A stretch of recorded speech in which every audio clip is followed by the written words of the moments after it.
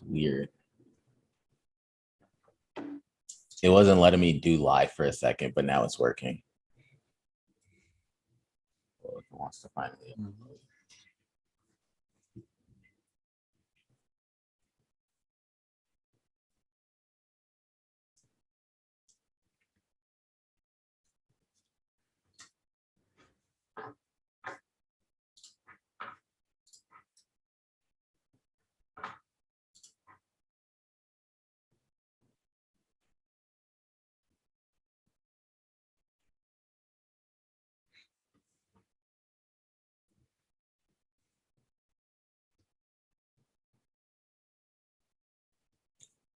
Steven, I think they finished. I think it's us. Let's get it. We got next. You ready?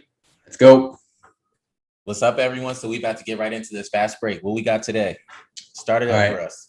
So anybody who watched the NBA Finals last night, Bucks and the Suns, saw one of the greatest blocks in NBA Finals history, I guess, if you want to just consider the whole NBA based on the magnitude of the block. Just under a minute and a half left in the game. Bucks are up 101-99. They stormed back. They were down 95-90 in the fourth quarter, and the Suns just let it go. Shout out to Chris Middleton, put the team on his back. Giannis had a really slow night. Still almost had a triple-double, Giannis, but Chris Middleton put the squad on his back. Also, speaking of shout-outs, shout out to PJ Tucker for having 0 points, I think 5 fouls. But, PJ Tucker is just that guy that every team needs. Like, everyone just needs a friend. You need someone in your squad like PJ Tucker just to be around, muck it up a little bit, be a dog. And, PJ Tucker is definitely that guy. And I feel like he gets in Devin Booker's head a little bit sometimes, and made Booker take some tough fouls and Devin Booker ended up with I think 7 fouls, but they only called 5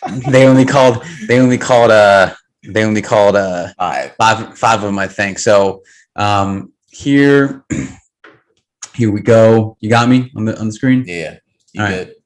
So this was going all night, right? Got Booker coming around, and you can see Giannis went with Booker. Obviously, because Booker had pick and roll action too. Yeah, it was great all around. And you see Giannis go with him, and Ayton's putting his hand up like, "Yo, I'm gonna be open," and that lob is open all the time, basically. It is. And it's just a little slow, but again, PJ Tucker right on his hip, throws it up. The recovery from that is just absolutely absurd, and it helps that Giannis is 6'11" with like a 7'4" wingspan. So you can get another replay of that in here. I'm not sure we won on this one, but yeah, here we go. And when it happened was another big thing because it was less than 2 minutes in the game. Yeah, and the game was close too. That wasn't it, but I mean, it just, and people were. Yeah, they were down 2, so that would have tied it up. If they go on, and then the next possession down, he had CP3 try to cross him over, and then Giannis was able to knock it free and make things happen that way. But yeah, that was just, we'll go back and watch it again. That was just an absolutely incredible block by Giannis. And people were, if you see the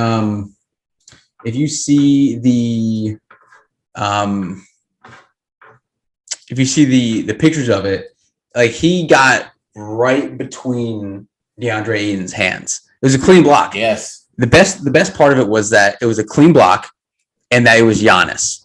I'm so glad it wasn't anybody else. I'm so glad it wasn't Brook Lopez. I'm so glad it wasn't Middleton or Tucker or anybody else. I'm so glad it wasn't anybody on the Suns that had the great block.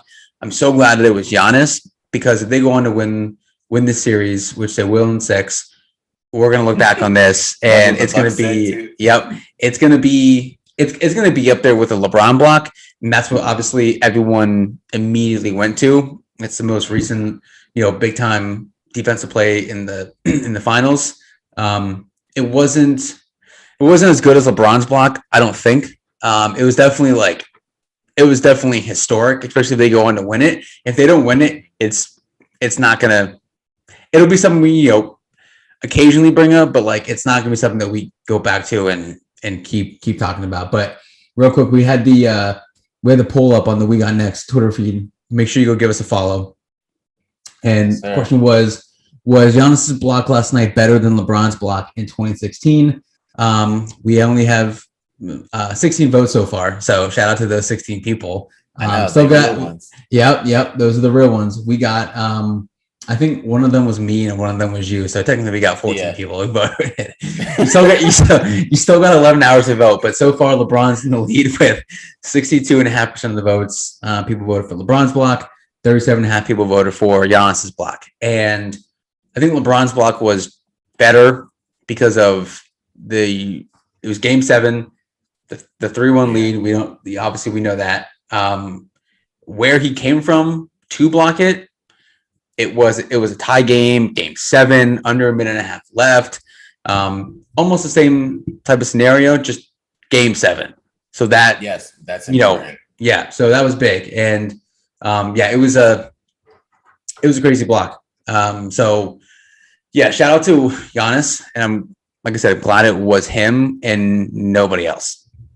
Yeah. So stay tuned throughout the whole episode because we'll touch on a lot with the Bucks and Suns. We want to start with that fast break. As always, we want to just introduce ourselves. So my name is Christian Hayes, Twitter handle AyoShifty on Twitter. And this is my co-host, Steven.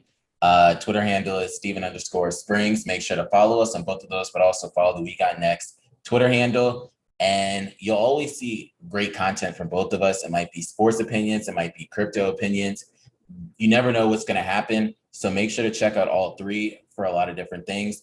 We want to move into some of the giveaways that we do have. So the first giveaway, once we hit 100 subscribers and then we get 100 likes on any video, we will be giving away $100 in Bitcoin. And then the other giveaway we do have going on is $25 in Bitcoin. Whoever can come up with the most creative crypto segment for us. So we always start off a lot of our podcasts, unless we have a crypto owner or some sort of crypto company on the podcast. We'll start with the crypto segment, and whoever can come up with the most creative name and title for it will win $25 in Bitcoin. The last one, so I'm wearing the Luxo hat right now. Eat the Lorian on Twitter is doing a giveaway that once the Telegram hits 1,000 followers or 1,000 members in the Telegram, he will be giving away 100 Luxo tokens. So what that means is currently the price is sitting at around $6.38. You can win up to $638.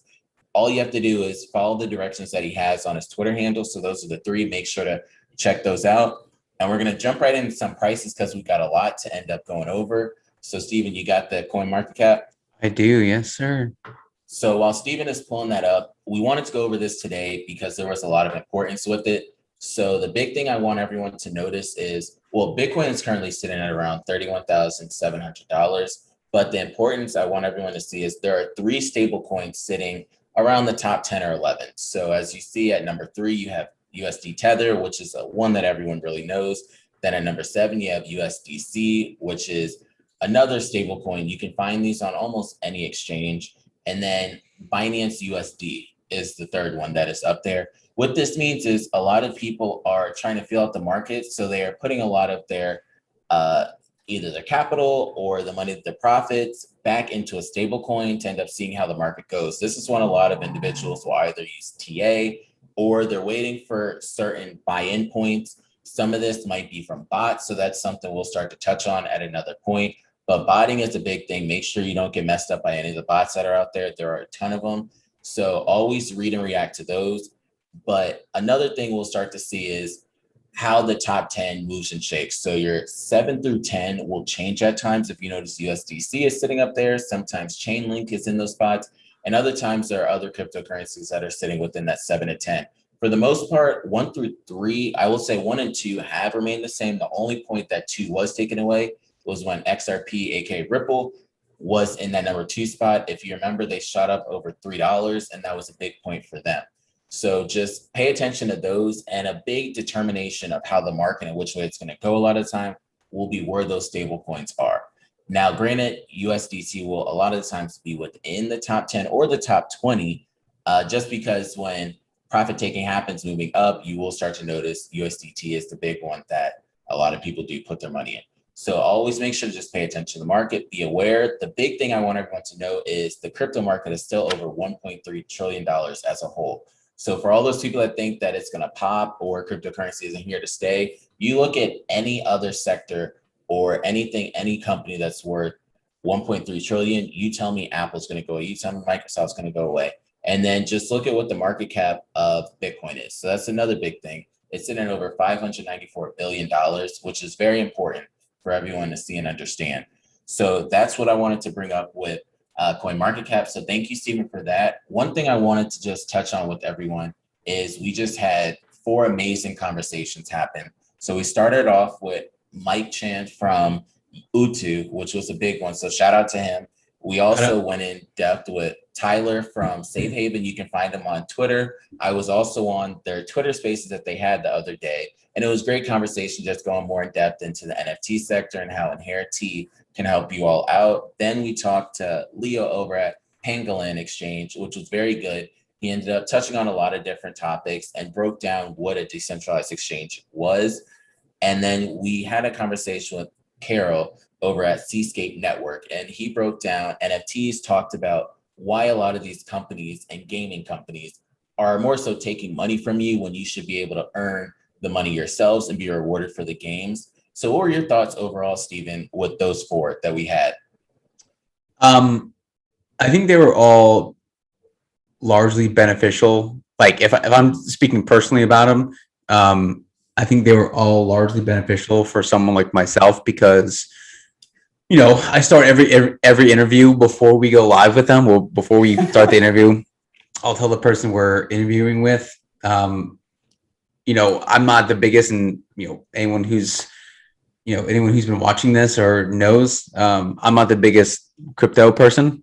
So like each time we have an interview and there's just words thrown around, terminology, companies, whatever, you know, it kind of goes off in my head. Like, oh, I heard that last week. I know what that means. So it's all informative, but you know, the 2 that I've been on, the 3 that I've been on, they've done a good job of like, they all know the audience, and they all know that not everybody has the same level of knowledge when it comes to the crypto world.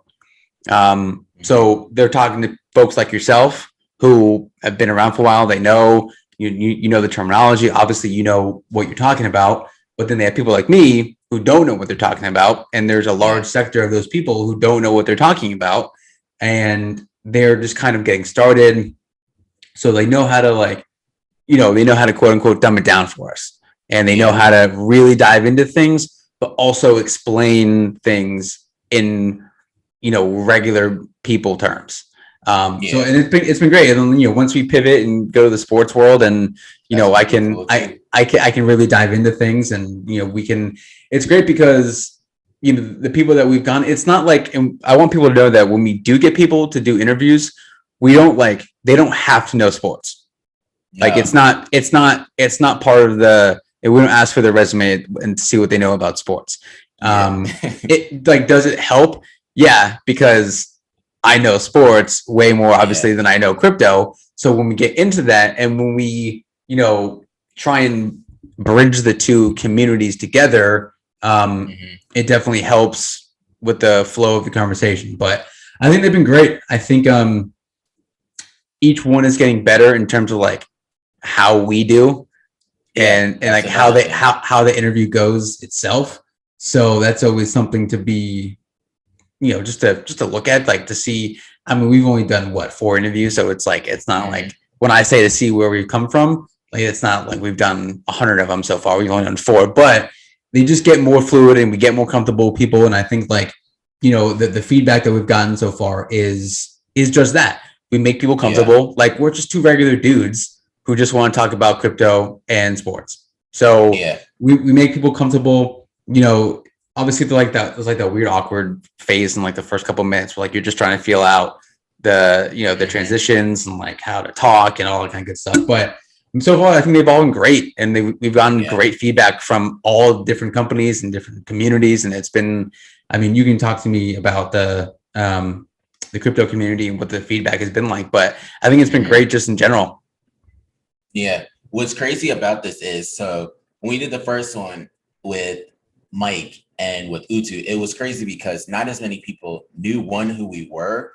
And so it was kind of, all right, once we get one under our belt, we'll kind of be straight. Then we brought Tyler on. So we had those two.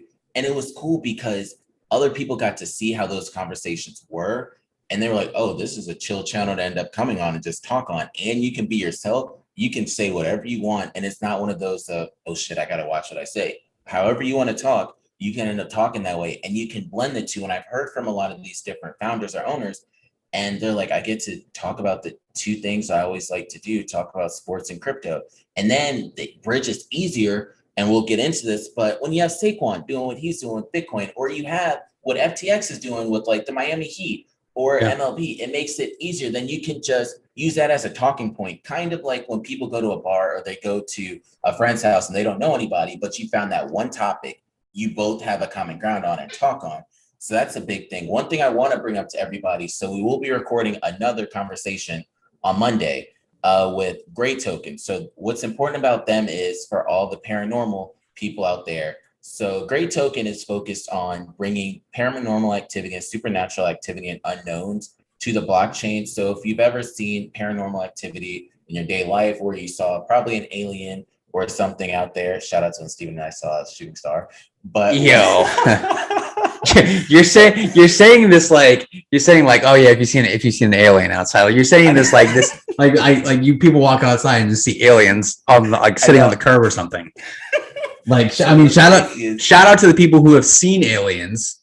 Yeah, because I haven't yet, but so his on Twitter you can find him as Marty Talks. So he will be on Monday with us. So feel free to drop any questions you have because we will get deep into this conversation with them, not just going over what it is, but we want to know his experience and also friends' experiences, then the validity, because a lot of times people know that things are hidden from us. The validity will be there on the blockchain just to also see, is it real what they're putting out there, or how are they telling that this is a true situation that someone ran into, or if it's something fake. So that will be coming up Monday. I want to let everyone else know that we have 3 or 4 that I'm in the final stages of confirming. So when those come out, we will be able to release that information. We want to just make sure everything is good with the company and the team before we end up letting it out to you all. But big information that we've been hearing from all these companies, they're now saying, oh, we reviewed all your stuff and we definitely like your channel and we definitely want to come on. So that's positive, because in the beginning, it might have been tougher. They're like, who are you? But now they're excited and want to come on and they want to have this conversation and they're hearing about us. So everyone out there, what you're doing is working, because our goal is to bring the information from sports and cryptocurrency into one on this channel and make it a space for everyone. We want to end up getting the live chat popping after a while too. And we want to be able to have different events like having fantasy football draft live, or even different other events coming up. Or if Steven and I go somewhere, to be able to bring that to you live and you guys just have a conversation with us. But those are most of our housekeeping news we wanted to go over. I want to just say congratulations to Saquon Barkley. So on the Best Business Show, which is hosted by the Pompliano brothers, so a lot of you might know Anthony Pompliano, but he announced there with Jack Mahler, who's the owner of Strike, that he will be accepting all of his sponsorship / marketing dollars in Bitcoin. And he wanted to do this to create generational wealth. Most of you all know that he does have a child, and a lot of times these athletes that have endorsement deals, they live off of that. So him putting his money into Bitcoin was a very big thing. And he's a huge proponent of Bitcoin too. If you notice, him and Russell Okung are 2 of the biggest names out there that are always talking about Bitcoin. But you also have Trevor Lawrence that accepted his deal, not his NFL draft deal, but his deal with Brockfolio, he accepted that straight in Bitcoin. So it's in various different cryptocurrencies, but that's another one. And the GOAT himself, Tom Brady, is now an ambassador for FTX, and FTX is doing crazy things over there. So to just see those 4 out there, and if you notice, they're all football players. So that's a big thing. There are other athletes that are getting out there like Spencer Dinwiddie, but it seems as though football has been the first outlet. and it'll continue into other sports too. So don't think that this is the end of it. And the next thing I want to say is, do you have anything to say about Saquon though? Yeah, shout out to Saquon, Penn State pride. Yeah. So I guess this is the right time to do this. I told Steven I had a surprise for him. Oh boy. I guess this is the right time for the surprise. Oh, look at that. Let's go. Let's go. Look at that. PSECU. Yes, sir. So I had that and I just found it on my dresser and I was like, let me surprise Steven with this. So that's something we'll talk about at the end of the episode, traditions and stuff. And Steven and I usually end up trying to go to some sort of game. So I got this when I was up there with Steven, and I would recommend, I know Steven would say the same, if you get the chance to ever go to a state college football game, go. It's one of those that might even run. Penn State football game, not state college football game. Penn State football game. Thank you. You see, he'll be the corrector of all this. He's the editor on live. But so that's one thing I want you all to know about that. The next thing we want to get into is congratulations to Real Fever. So they're based out of Portugal. And the big thing with them is they are working to make something similar to NBA Top Shot that they have in the NBA, but they want to do this for football for everyone overseas, or soccer. And it'll be moments within football games and on the match. And I think it's something cool. So they sold out their IDO within 2 minutes. And then once they launched, they had an amazing launch. So I want to just congratulate the team over there. I talk to them occasionally, and what they've been doing is very good. Something I want everyone to be aware of is Grayscale will be unlocking, after the 6-month unlock, 40,000 Bitcoin. So this is something that a lot of people have been anticipating, and they feel the price of Bitcoin will go down because of it. So just make sure you are paying attention to that. The price will continue to go back up after that, but that's why the price has been in this small channel currently. So just pay attention to that. It's around $1.2 billion of Bitcoin that over time will be unlocked. So they feel as though this will come on the market. People will sell because they finally have the opportunity to do that. But just pay attention to that.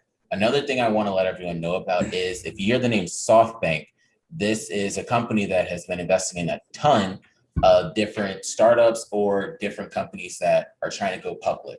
So SoftBank and Tiger Global have hold 5% of Revolut's value currently. In their previous, in the last investment round, so they had $800 million they raised, which is amazing.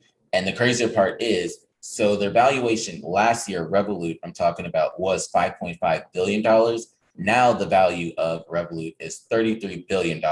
So for the valuation to go up that much, you can only imagine what SoftBank and Tiger Global are about to bank once this goes public. So that's the first thing. The other thing is SoftBank also is a person that, is a company that is invested in So Rare, which is an NFT stock or collectible. And they're closing in on their funding round of $532 million, which will put their valuation at $3.8 billion. So that's just another one. And So Rare is currently ranked number 6 if you look on DApp Radar of different NFT apps. So that's the other thing. Other ones that are up there, such as Bored Ape, you have CryptoPunks, and you have Axie Infinity. So those are just a couple that I wanted everyone out there to pay attention to, because SoftBank, typically you want to figure out what different big name companies are doing, and you want to invest in what they're doing, but also do your own research. So for SoftBank, investing in Revolut, when Revolut goes public, you might not want to invest that day, because what you typically see in launches is it'll shoot up that day because everyone's in it, and then it'll drop. So once it drops, then that's when I would recommend a lot of people get into it. This is not me giving financial advice on the stock market. This is me just saying what you all can notice. If you type in any chart, you'll see right away it'll shoot up. It did it with Airbnb, it did it with DoorDash, it did it with Coinbase. It'll shoot up, then it'll come down, you'll find a base, and then it'll probably slowly start to go up if it is a company that a lot of people are interested in. So that's it for the crypto side. I want to start giving some congratulations out in sports, and I want to start with the MLB All-Star Game. So it was won by the AL 5-2. But the big news about this is Vladimir Guerrero Jr. was the MVP of that game. Did you say MLB, right, or MLS? Yeah, MLB. Okay. I don't think we've ever talked about MLS. Yeah, I wasn't listening. No. So they won 5-2, and Vlad Guerrero was the MVP. He actually hit a 486-foot home run in that game. I saw it, and it's one of those things that when you kind of grew up watching the real Black Guerrero. Then you see the son, you're just like, one, damn, you're getting old. Two, it's crazy as to what these players are doing, and it's so good for the sport.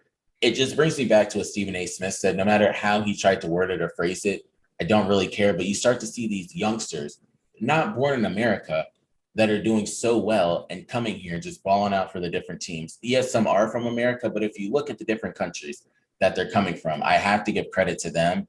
In that regard, the other one, speaking of overseas, this man continues to get paid day in and day out. Lionel Messi. And the crazy part about this contract is they said it was 50% pay cut he took because the hometown team he wanted to stay with since he's been with since the 2000s. And his new deal is, it's not official yet, the deal, because they're still working out certain things because Barcelona currently is in 1 billion euros of debt. So they have to find a way to end up getting that down to, so currently they have to cut their spending, which is at 600 million euros. They have to cut that down to 347 million euros. But so once that's all taken care of, then they can work out this deal with Lionel Messi. But the deal roundabout will be worth 5 years, $297 million for everyone overseas. That's 250 million euros. So the fact that this man is going to get 5 years, 297 million, which is damn near 300 million. That is some Skrilla. That's what he doesn't, at this point, he doesn't even need the money. Him and Cristiano Ronaldo don't need this money. This is for their grandkids, not even any money that they're going to end up seeing right now. You want to talk about generational wealth. Generational wealth. That is generational wealth right there. And it's one of those things that half the people in the world will never get to see it. If you give me 1% of that, I would be fine. Yeah. Doesn't even matter. I'd be fine with that.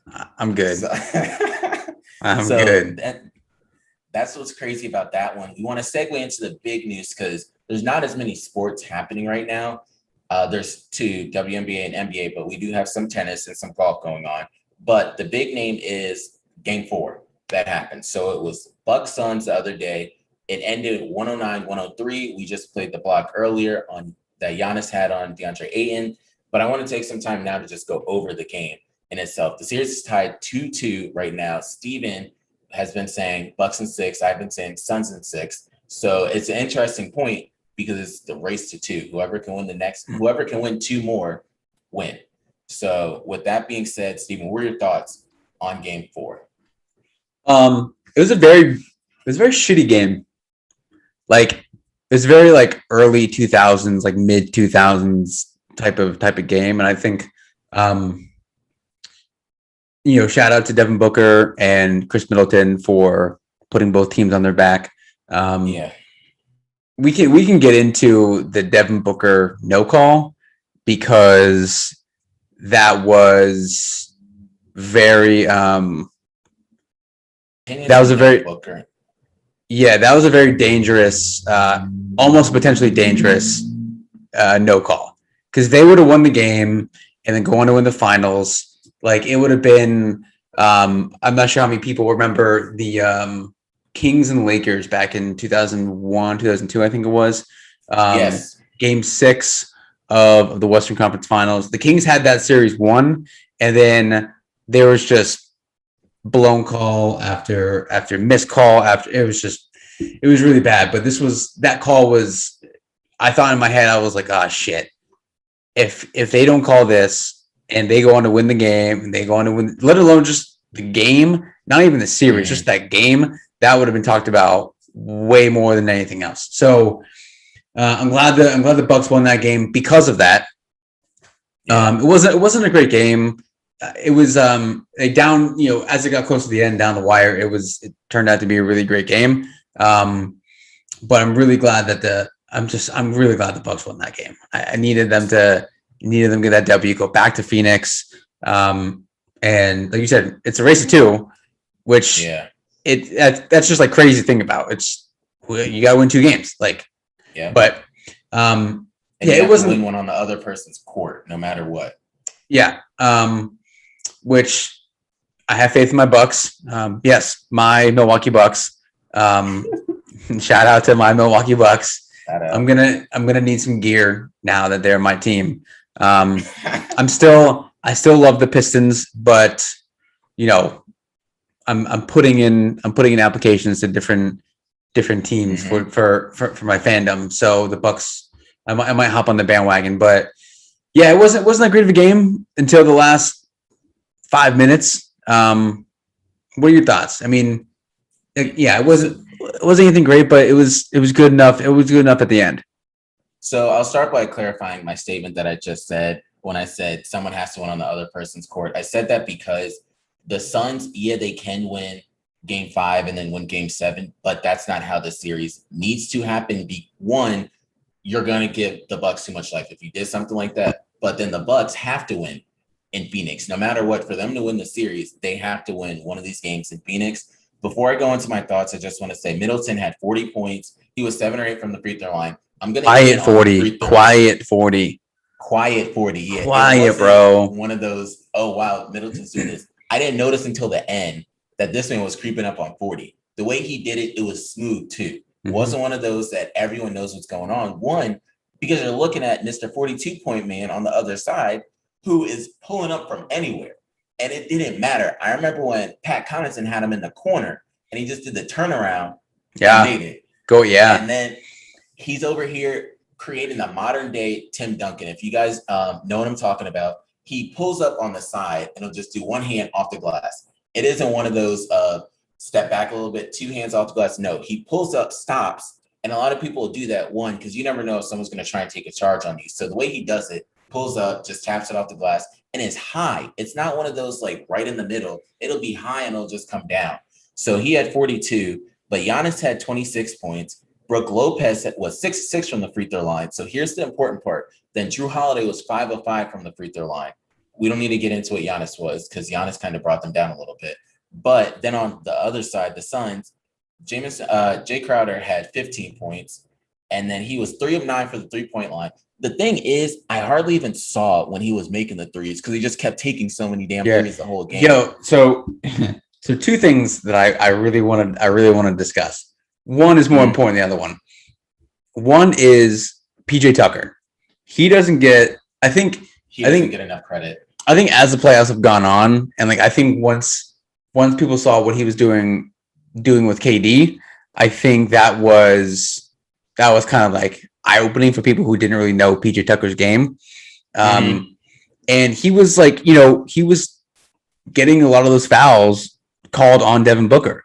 So that would take Booker out of rhythm or whatever, because he'd have to sit, and that allowed the Bucks to do what they needed to do to either creep back in the game or keep it where it was. So I think, he's not going to win the Finals MVP, but no, but that heart, and he's always been that way. All he's out there to do is play defense, give him the heart. So he reminds me of how Draymond Green is for the Golden State Warriors, how he gives that energy and heart. He's going to get you your technicals. If you need someone to just slide in there and get your technicals or anything, he'll get there. And when I'm pretty sure it was his 5th foul, he had so much energy and emotion on that bench because he got that 5th foul. But a big important part is he's just out here trying to get some sneaker contracts. That's really what PJ Tucker doing out here. And he's getting them. Y'all can give the rest of the endorsement deals to anyone on the court, but off the court, you can't see him with the shoes. No. But with Phoenix and go ahead. I would say the second thing I want to talk about real quick, speaking of Phoenix, good transition. What the hell is Jay Crowder wearing? Like my man's got a short sleeve on. He's got a lot going on. He's got the long sleeve compression sleeves. And then he's got compression shorts on underneath his game shorts. And then he's got the long socks on. I mean, it's all white. It all looks good. As long as he doesn't start pulling the who's the dude from the Clippers? He had the rec specs, and then he had the headband on. You know what I'm talking about. He played for the Pistons, point guard.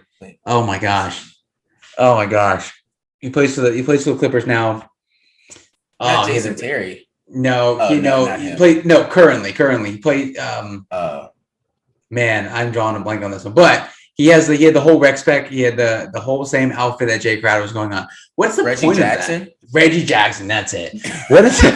What's the point of all of that? I don't understand. Like, I guess it's like a comfort thing. Is it just like, It might make it faster. Who knows? Is it just like is it just a superstition type of thing? Speaking of superstitions, so I saw that I don't believe this, but like, going back to the paranormal type of stuff, it makes you think. So Giannis gets taken out every game to just like 3-4 minutes into the game, right? Which like that's just like that doesn't happen with literally anybody else on any other team, unless you get 2 fouls. Unless you get those 2 fouls, you're staying in. No one's getting. There's a regular rotation. So I saw that now it's just like a thing. There's no reason for it. It's just like a superstition type of thing. Like, okay, I'm gonna get taken out at the 8-minute mark. The first time I can get taken out, like I'm gonna get taken out. I don't know if it's like, I don't know. Do I believe that it's really a superstition now? Like, no. But would I be surprised if they asked him and he's like, I mean, I dropped 40 or I dropped 45, whatever, the first time I did it, because of my knee or whatever. But he does he does look gassed, like very early on in the game. Exhausted, yeah. I mean, like, shouldn't he not be, right? Like, so, I mean, isn't he one of the best athletes on the planet?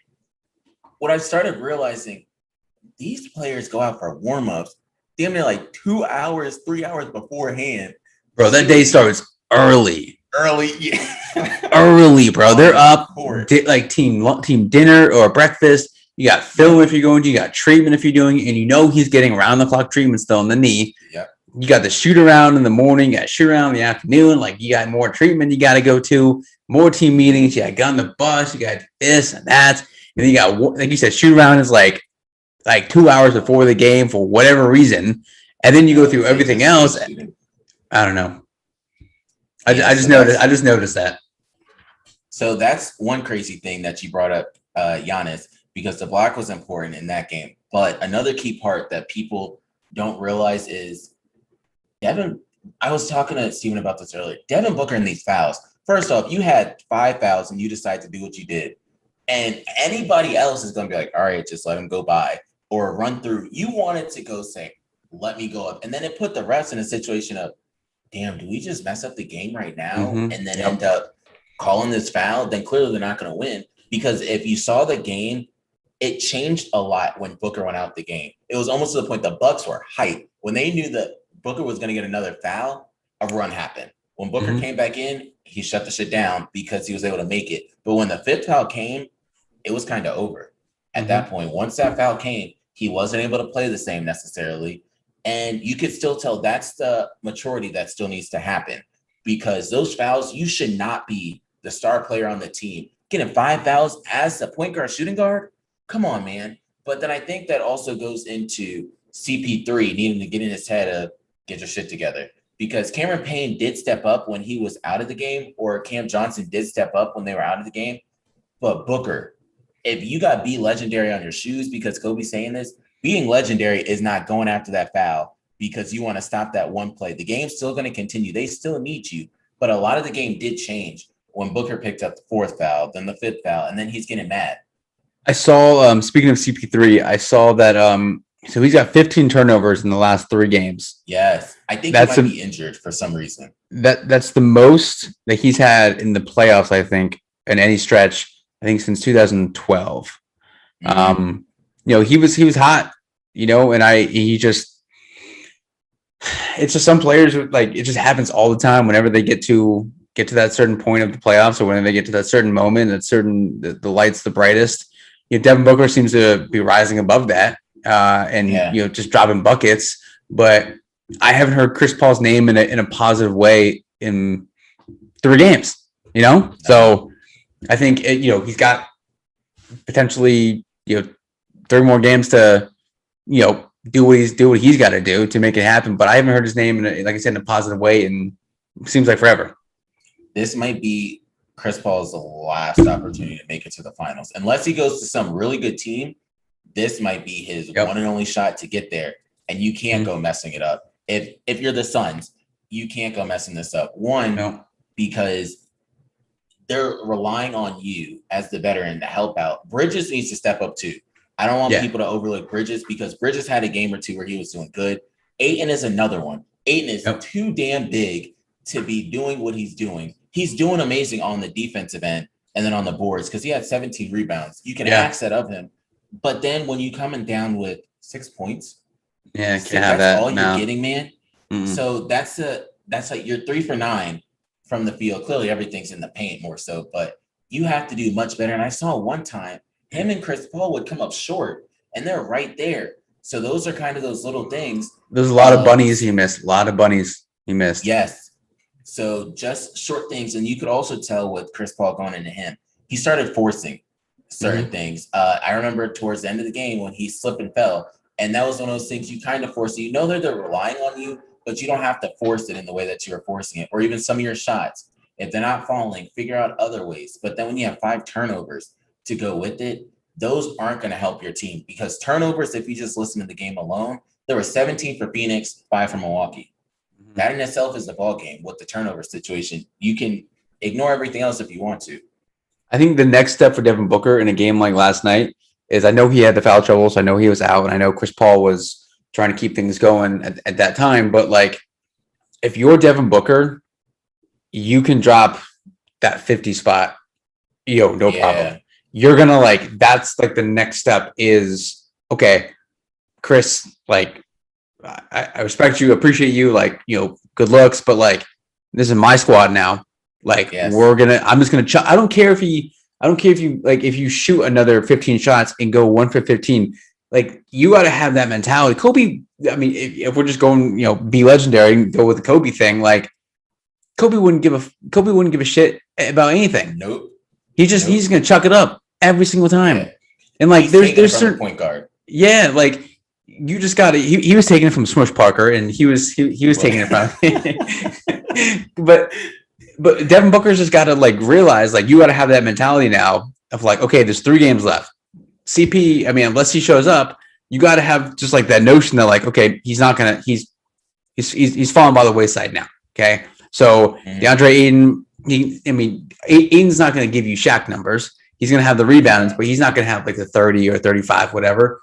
But that's his next step he needs to get to. Yeah, but Devin Booker's now okay, you got to have that mentality. Okay, this is my game, my finals. It's 2-0 or it's 2 up. So Devin Booker's got to make a decision now. Okay, I'm just going to ball out and I'm going to go chuck everything up there. I don't care who's in front of me. I don't care if it's PJ Tucker. I don't care if it's Giannis. I don't care if it's Holiday. I don't care who's guarding me. I got to go up there and I'm going to win this game myself. Yeah. So for both teams, since we're now down to best of 3, no matter what, if the Suns win, Booker's MVP, regardless, it doesn't matter. Mm-hmm. But I think the 2 now, it's probably 2 for the Bucks because if Middleton puts up 40s for the remainder, I feel they might try and say, all right, we'll still give it to Giannis, but it really probably should go to Middleton. But like you said, it's a quiet 40 he put up. And that's the thing, because you see Giannis, because Giannis's numbers, they were pretty good, but Giannis was 11 of 19 from the field. Then you have Chris Middleton that is 15 of 33. It didn't look like he took 33 shots out there. So it's all those same shots. So Devin Booker's hitting those, he's hitting those running floaters, he's hitting those those elbow jumpers, the mid range and everything. But Chris Middleton's just top of the paint, top of the key, just off the pick and roll, boom, buckets. Every buckets. Time. So smooth too. So shout out Chris Middleton though. Yeah. So we touched on the NBA. I want to bring up the WNBA, and I have a small rant that I'll go on in a second. But the game, for anyone that watched, it was more so a tune-up game for Team USA. But a lot of the players on Team USA after the game realized that they still have a lot of work to do. So it was Team WNBA versus Team USA. Liz Cambage did not play, and neither did Diana Taurasi in the game. Vandersloot did play, but she didn't score in the game. So with this being said, congratulations to Arike Agumbawale.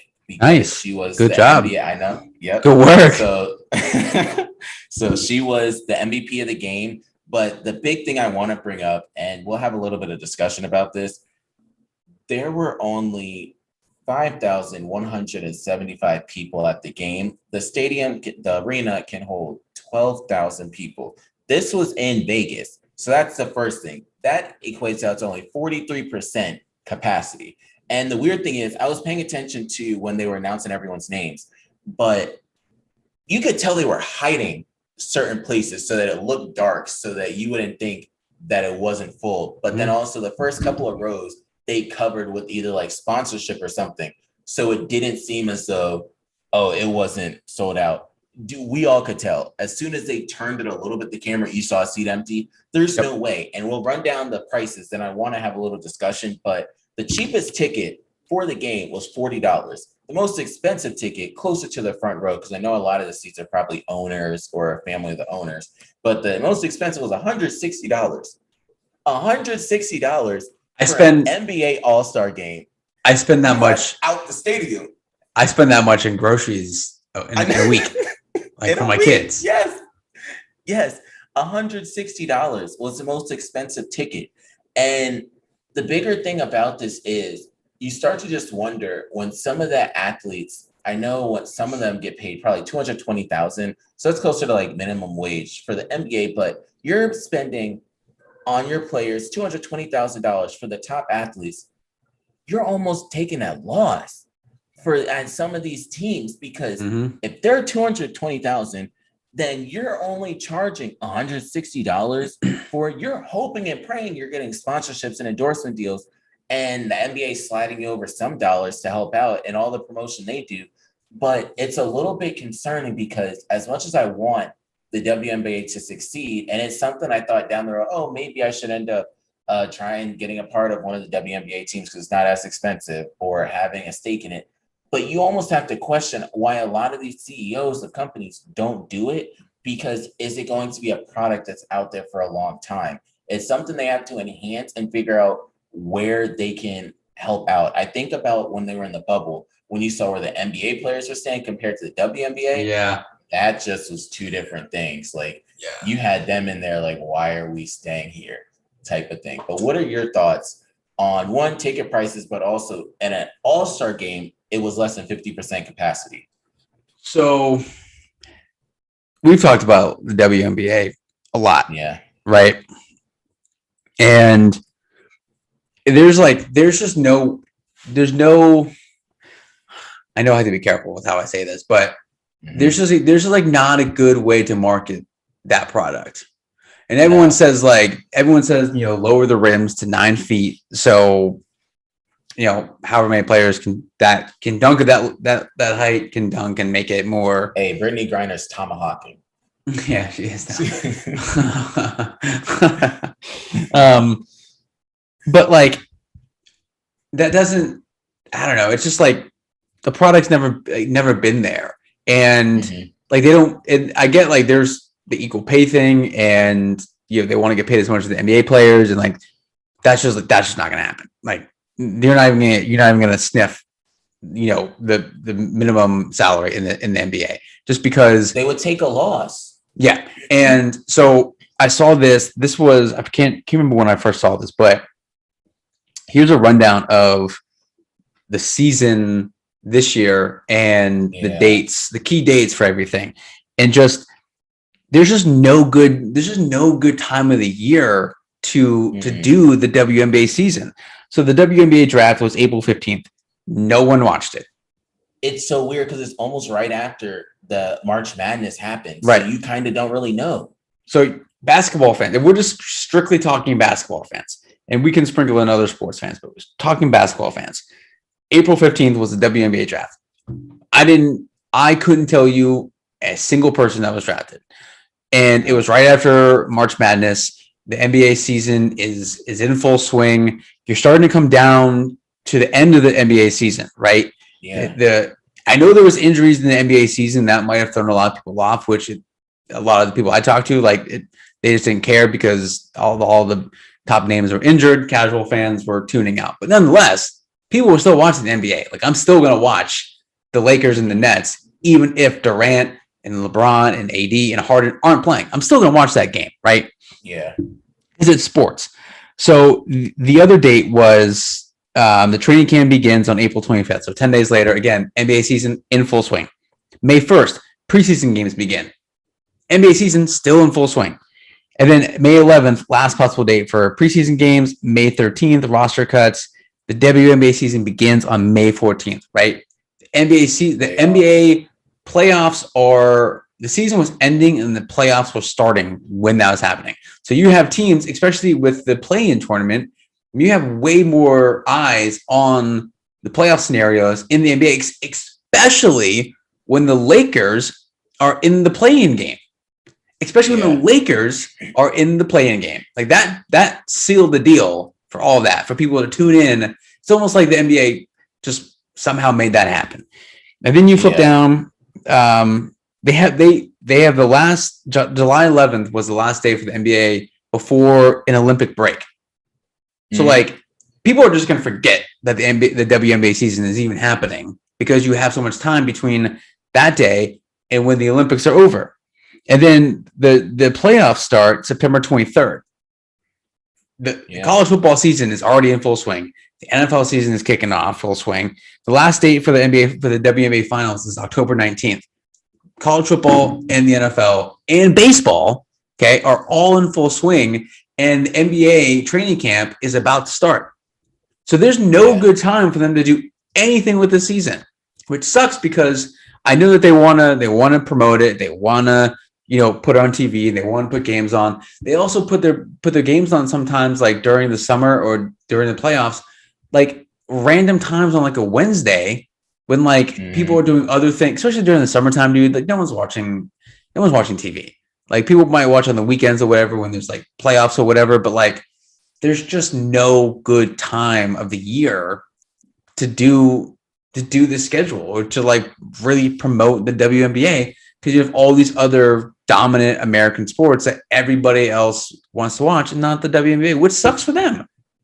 I think they need to work on their marketing. That's one big thing that needs to help a lot. But what I'm also seeing with these WNBA players, they're not getting as much here. They're actual famous people overseas. So when Diana Taurasi would go overseas, Brittany Griner go overseas, all of them, they're famous over there because one, they haven't seen people like them, but also two, there are a lot of people that will focus in on those sort of sports.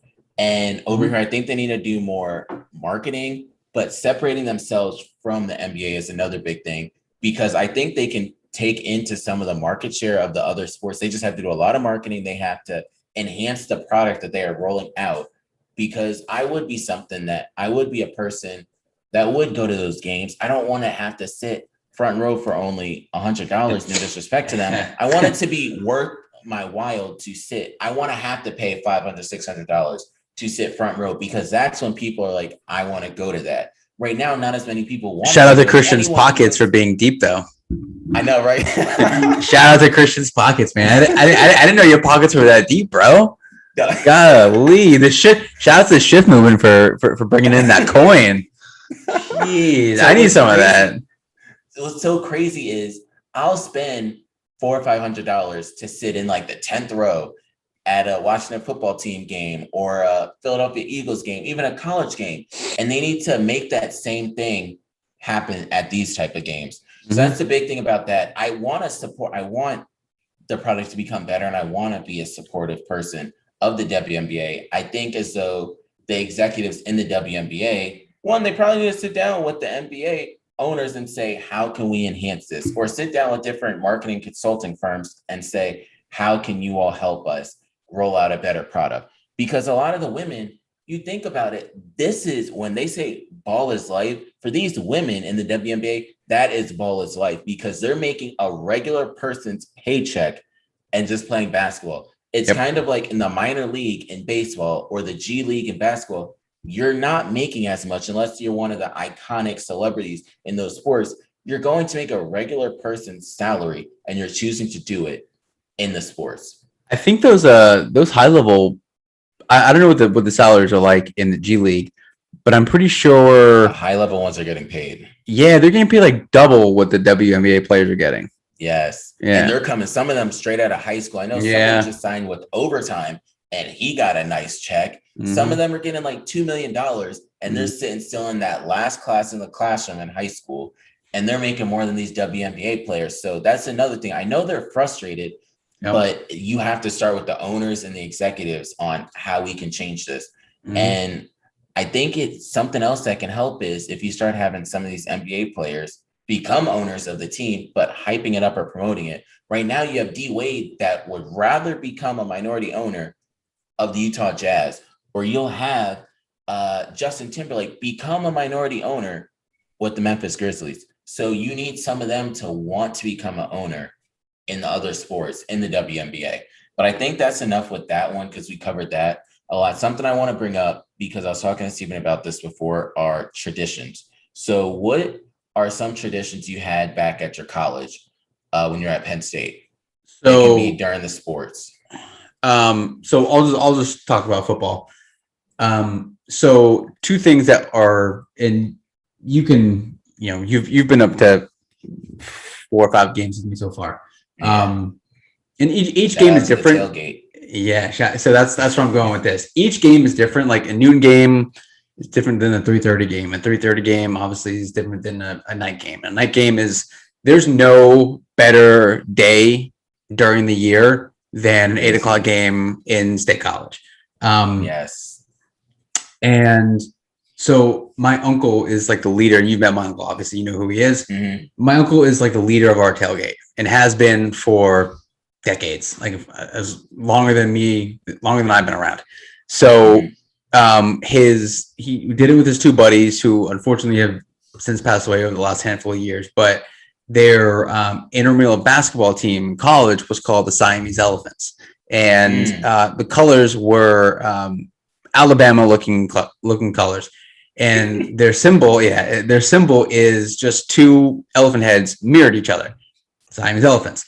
So we have 2 flags when at our tailgate. We have the Penn State flag, and then we have that flag underneath it.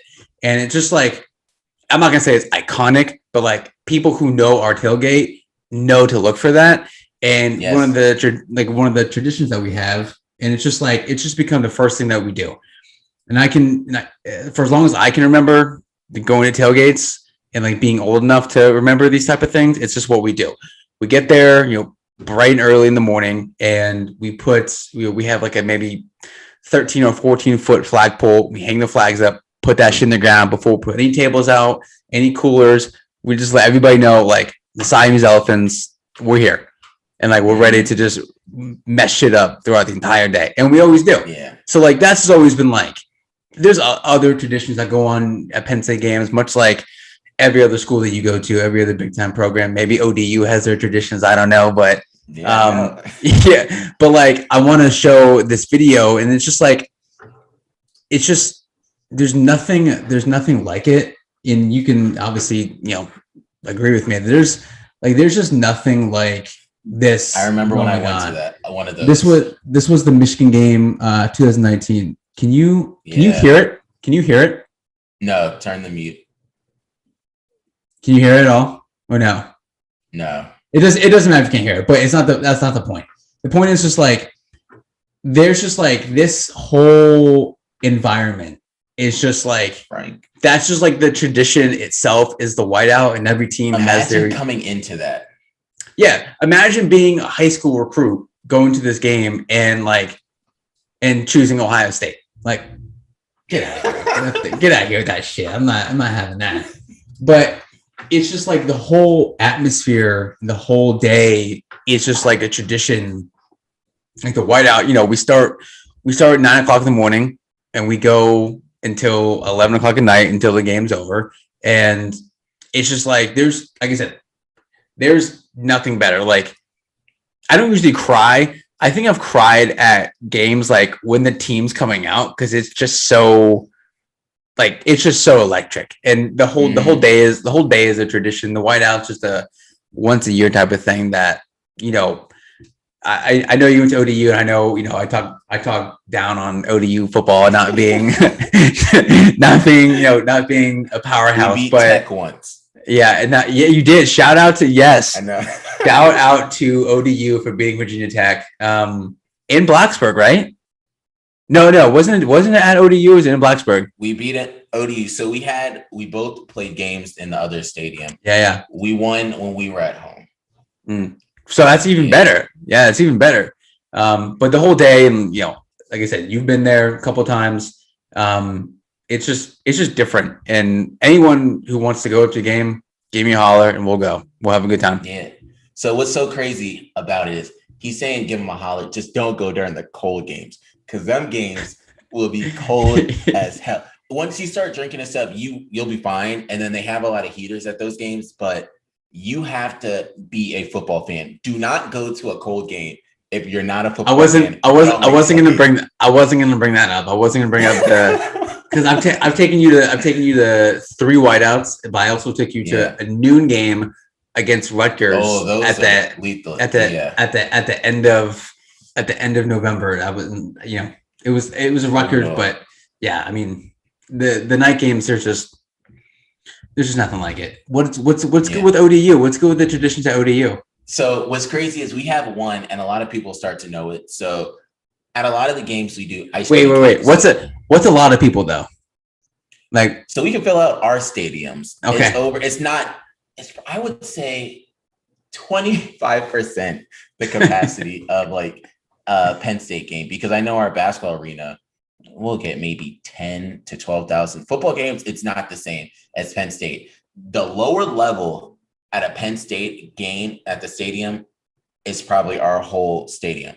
They are enhancing it now, one, because we've started to do more winning. So we've started to move up in rankings and change conferences. So of course they kind of have to reach a certain capacity, and then they have to accept a certain amount of students to be in that next level. So I think over the years, it will move up. We have started to end up getting some Penn State, either former players or coaches, which will help us. So thank you. I'm always say that. That's another thing I think that keeps Steven and I close, that literally they'll just send them over to us and we'll be like, all right, you know what? We know you're going to start here, or we know you're going to make the program better over there. So I think over the years, it will start to become better. But the big one for us is ice cream and cake. At any game, it's kind of just a famous thing that'll happen. It'll be random that it'll happen. A whole dance. So think of peanut butter jelly time, but they make it ice cream and cake is what they end up doing there.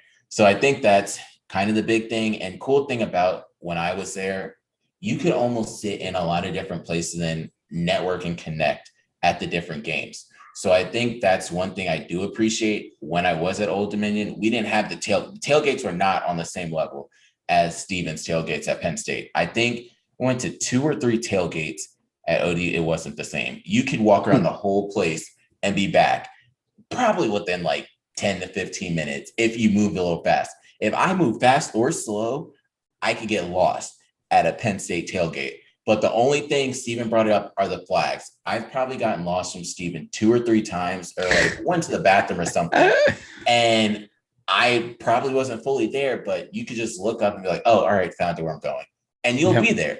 It's spots you will remember. So that's what I like about his. Mine was ice cream and cake. Something else I want to touch on really quickly before we almost end this. I want to congratulate Dirk Nowitzki, Kareem Abdul-Jabbar, Kevin Durant, and Candace Parker. Candace Parker, because she's the first female on the cover of 2K, but Luka Doncic and Dirk Nowitzki, 2 Mavericks players that are on the cover. And the covers are much different than they've ever been. I've been one that's been following 2K since 2K was cheaper than NBA Live. And when you had AI on damn near every single cover almost for a while back in those days. So to see the covers where they are now, I do have to give a lot of credit to them, because a lot of people want to end up buying the NBA 2K game or even the covers of them too. So I got to say congratulations to them and Candace Parker for holding down the WNBA as long as she has. Honestly, if there was no Candace Parker or Brittany Griner, I don't think as many people would know as many players. You would still know Sue Bird and Diana Taurasi, but a lot of people know those two because they're one of the few that could dunk. And that's a big reason for them. So, and shout out to Candace Parker because she went back home to Chi-Town to play for the Chicago Sky. So I think that's another cool thing. One thing I want to say as we wrap it up. So starting next week, we're going to start touching on fantasy sports within football. And then come August, we'll start touching on college sports. So next week, Steven, you have 4 options and we'll do the top 5. You have quarterback, running back, wide receiver, or tight end. Which do you want to start with next week? Go tight end.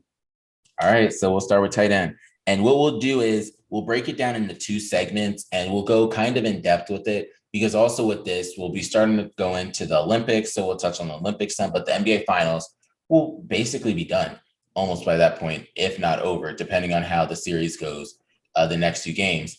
But with that being said, so we'll cover the tight ends 1 through 5 will be the second episode. So next episode, we'll do 10, 9, 8, 7, 6 to cover that, to give some anticipation of the top 5, because our number 1 and 2 will be around about the same, but the 10 through 6 will be the important parts. So it'll take Steven and I digging a little bit on that. And then the other positional players will cover those, because I know a lot of people want to know about the quarterback and the running back and the wide receiver. But tight end is an important aspect, one in the NFL itself, but in fantasy sports. So when we do this, we're thinking fantasy implications. That's how we'll end up covering that.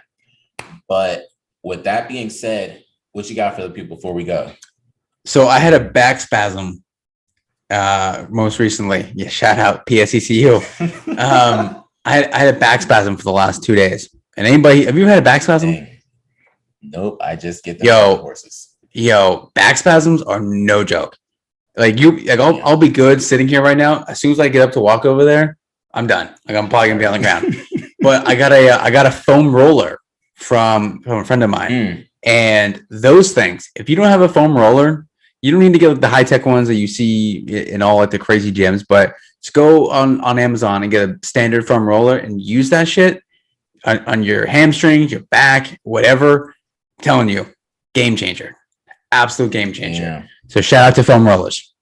All right. Shout out to foam rollers. So for me, I want to just announce here right now that I will not be doing it with the company yet. We'll move into that in a little bit, but I'm announcing that I will start becoming an angel investor in a lot of startups. So I'm in the middle of talking to 2 cryptocurrency companies right now. I will officially let all that information out in a little bit, but I will be personally investing in these companies at the startup, which means that it will be before their sale and launch to the public. So it's something I want to start doing, one, so I can help educate others on the space, but also continue to grow Shift Movement in itself within the digital side and turn that into a venture capitalist firm as we move further down the line. But I don't want to give away everything right now. Stay tuned moving forward. We will start to have a lot of big things coming on this channel. We will have a lot of different major conversations with different companies in the sports world and in the crypto world. If you have any companies you think that you would want to come on the show, let us know. We will vet them, and then we will try and confirm something with us. But with that being said, thank you for another episode out here. This was episode 7 on the Thursdays. Come back next Thursday, 8:30. It's crazy where we started to where we are now. That's another thing I think about, when it was just a vision and we were trying to figure out how to work it, the first one, to now number 7. Killing it, dude. We're killing it.